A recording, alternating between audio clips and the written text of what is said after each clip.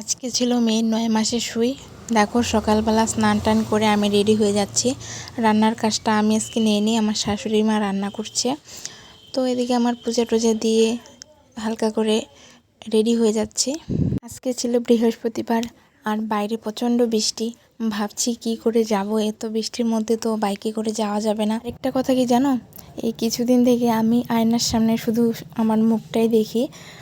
আমি বুঝতে পারছি যে আগে আমি অনেকটা শুকনা ছিলাম, এখন কিন্তু অনেকটা হেলদি হয়ে গেছি। আগে আমি আয়নাতে দেখতাম আর ভাবতাম আমি কি কখনো মোটা হতে পারবো না। তো অনেকে দেখেছি যে বেবি হওয়ার পরে কিন্তু অনেকে মোটা হয়ে যায়, আর এখন আমার মনের আশাটা একটু একটু করে পূরণ হচ্ছে।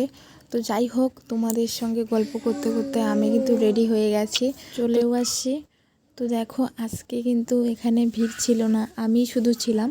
তো মেয়েকে আজকে 4টা সুই দিবে। রাত্রিবেলা কি করে ভগবান জানে। যদি ভালো থাকে তো ভালো, আর যদি কান্নাকাটি করে তাহলে তো মুশকিল। তো দেখো দেওয়া হয়ে গেছে, আরও যে আগে সুই দেওয়া হয়েছে আমি কিন্তু ওকে নিয়ে বসিনি, আমার ভীষণই ভয় লাগে। তো এবার কি করব, বরমশাইকে বলেছি, বরমশাই বসবে না, তো বাধ্য হয়ে আমাকেই বসতে হলো। তো এখানেও কিন্তু প্রচণ্ড বৃষ্টি শুরু হয়ে গেছে। তো বাইরে কিন্তু টোটো দাঁড়িয়ে আছে। তারপর গাড়িতে উঠে পড়লাম, আর বরমশাইকে বলেছি আইসক্রিম খাবো, নিয়ে আসো। তো ও কিন্তু চলে আসছে আইসক্রিম নিয়ে। একটা আমি খাবো আর একটা ছেলের জন্য নিয়ে যাব, আমার বর খাবে না।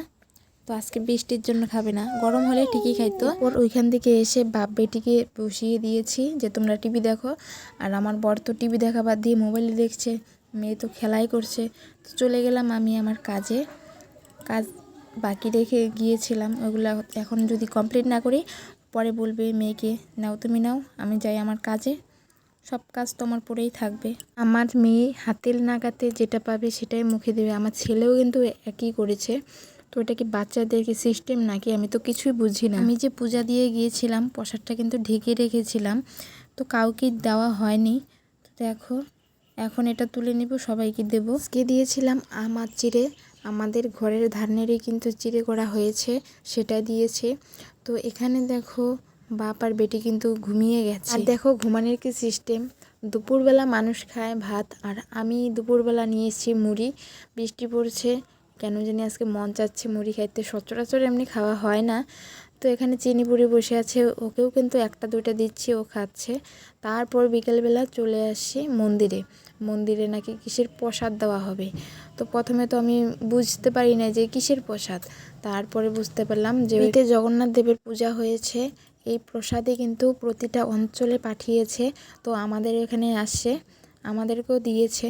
কালকে না কোনো রকম আর কোনো ভিডিও করা হয়নি, এটা তার সকালবেলার ভিডিও। দেখো বাবা আমার কতগুলো লেবু পাঠিয়েছে, তো এতগুলো দিয়ে আমি কি করব, মানুষকে বিতরণ করার জন্য আমি প্যাকিং করছি। এখানে তো অল্প কিছু আরও ছিল, ওগুলো সবগুলো দেওয়া হয়ে গেছে। সারাদিন সংসারে কাজকর্ম করতে করতে যখন শরীরটা ক্লান্ত হয়ে যায়, তখন কিন্তু একমাত্র রেস্টের জায়গা নিজের ঘরটাই। আর তখন এসে যদি নিজের ঘরটা অগোছালো থাকে তাহলে কিন্তু ভালো লাগে না, আর ঘরটা গোছালো থাকলে কিন্তু মনটাও ফ্রেশ থাকে আর ভালো লাগে। তো দেখো আমার গোছানো হয়ে গেছে। ভিডিওটা এখানেই শেষ করছি, দেখা হচ্ছে নতুন কোনো ভিডিওতে, ততক্ষণে তোমরা ভালো থাকবে সবাই।